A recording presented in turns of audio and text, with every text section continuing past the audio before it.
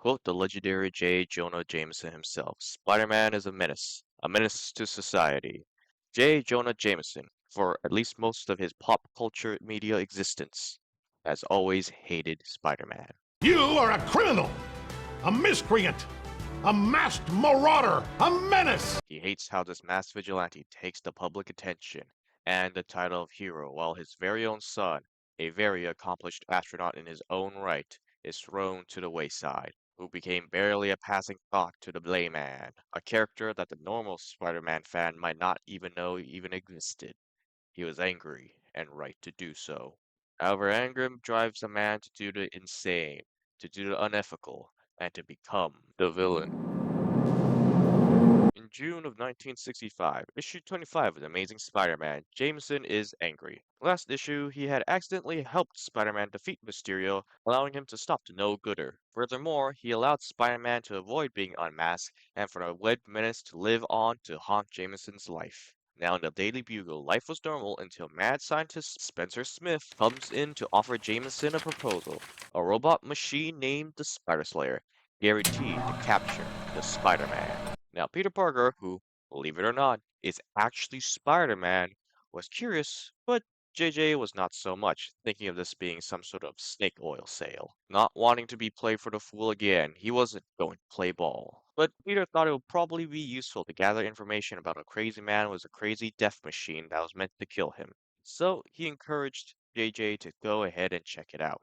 And the results was JJ aiding and abetting mad scientists to assault Peter Parker, one of his workers. Good thing HR wasn't really a thing back then. Impressed by the machine's abilities, JJ then proceeds to buy the machine. Lady Brandt, a character from the comic book universe, you don't really need to worry about her too much. She doesn't appear that often, in the modern era at least. But she was also a dirty arachnid sympathizer and wasn't very impressed with the machine. She was angry at Peter for convincing Jonathan to buy the machine. But at least Parker now knows what he's going to run into later. So, anyways, Peter goes on with his life. JJ begins to do his plotting and activating the machine and begins to hunt down the Spider-Man. Going through the streets just as Flash Thompson and a group of jocks are chasing Peter down to beat him up after talking to Flash's girlfriend.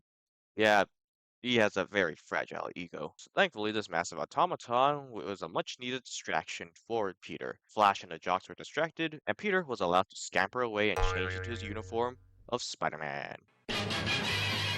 Just in time, as the Spider Slayer actually caught up with him and was now looking to catch his spider in its web of evil science. But Spider Slayer was well equipped with everything to counter Spider-Man. Web-resistant armor, foils strong enough to match even Peter's super strength. Spider-Man runs, the Slayer chases. Betty tries to help but is unable, so she heads to Peter's place for help. There, she meets Liz Allen, Flash's girlfriend. A fun little rom-com love triangle moment happens between the two as they face off. Yeah, that was Peter's life for the first 100 issues or so. Then, like the harem master Peter Parker is, a new player is introduced, the debut of Mary Jane Watson.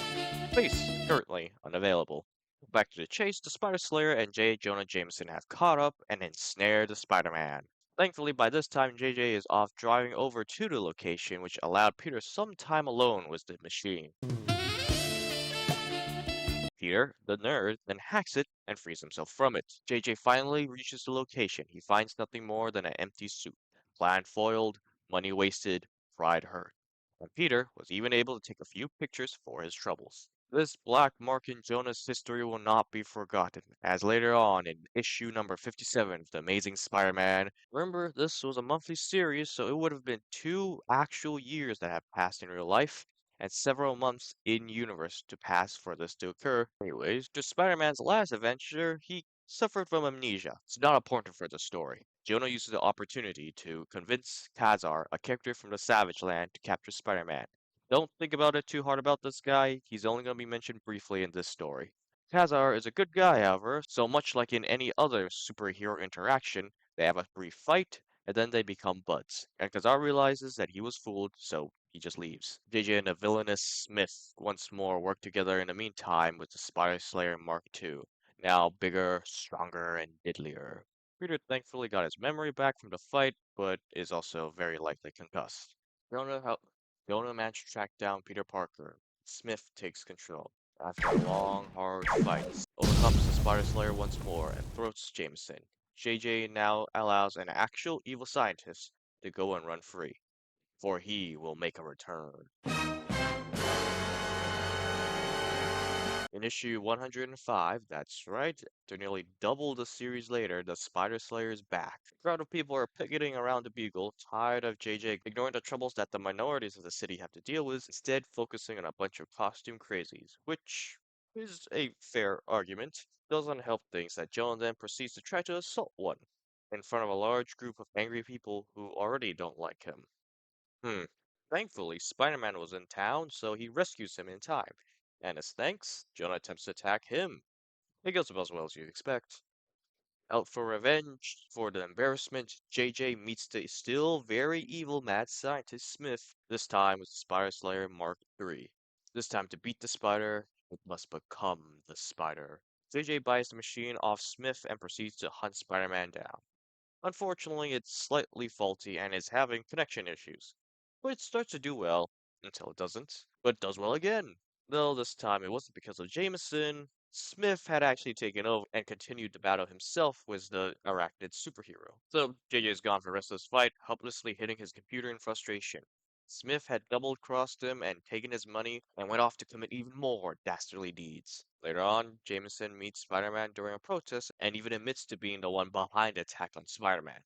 In public, in front of a crowd. No one actually does anything though, because he's got them all under his payroll. Anyways, Spider-Man completes his adventure with Smith and JJ just sulks for the rest of the issues.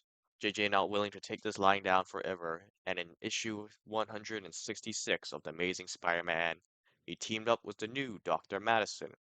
It's Christmas, and his present was a big giant spider slayer, Mark V. After a training montage, he is ready to smash the bug. Once more, he meets the Spider-Man, and Spider-Man immediately gets away. As Spider-Man continues his own adventure, JJ bides his time to strike once more. And while Peter battles the villain Will-O-Wisp, Jonah attacks. Quickly, Will-O-Wisp leaves the battlefield, and Spider-Man and Jonah are one-on-one once more. It goes about as well as you expect for Jonah. And with that, the Spider Slayer and J. Jonah Jameson will not be seen together for many decades until She-Hulk Volume 4, issue number 9. That's right, She-Hulk, J. Jonah Jameson's other arch nemesis. Okay, so all you really need to know about this is that She-Hulk and J. Jonah Jameson's son, John Jameson, have eloped and we're now having dinner at J. Jonah Jameson's house. Jonah was unhappy that his baby boy fell in love with a massive green freak, continues to be rude to her, and disappointed for his own son for supporting Spider-Man. In fact, John even helped trick Jonah into believing that John was Spider-Man. This was also during a time where Spider-Man's identity was revealed to be Peter Parker during the whole Civil War and the whole superhero registration act. So everyone in public actually knew who Peter Parker was now. He is so unhappy that he then proceeds to try and murder She-Hulk. It, again, doesn't work. But Jen Walter, a lawyer, manages to smooth things out. Eventually, smooth things out. Destroys a lot of stuff first. In fact, Jameson is actually rather happy with how it ends up. Even managed to make J. Jonas Jameson smile at the end of it.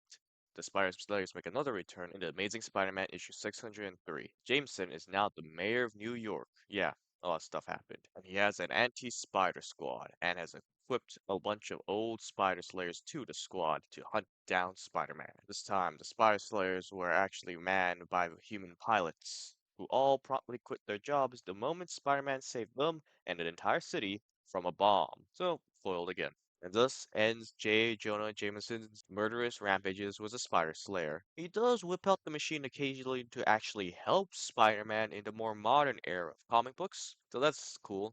Bit of redemption. Still doesn't change the fact that he did actually try to attack and murder two different superheroes with super weapons. But he got away with it.